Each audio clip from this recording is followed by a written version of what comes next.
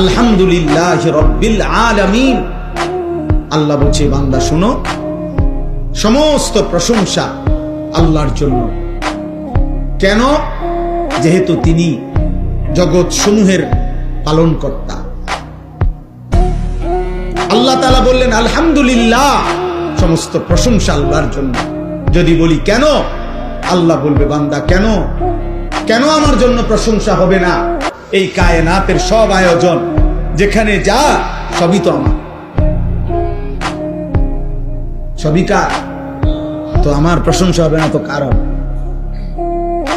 এই সৃষ্টির চারিদিকে যত আয়োজন, ভালোবাসার যত রং, যত প্রিয় জিনিস, যত পছন্দ, যত ভালোবাসা, যত আবেগ, যত অনুভূতি, যত ফিকির, যত চেষ্টা, যত মেহনত, যেখানে যত আয়োজন, সবকিছুই তো বান্দা আমার দেওয়া, আমার।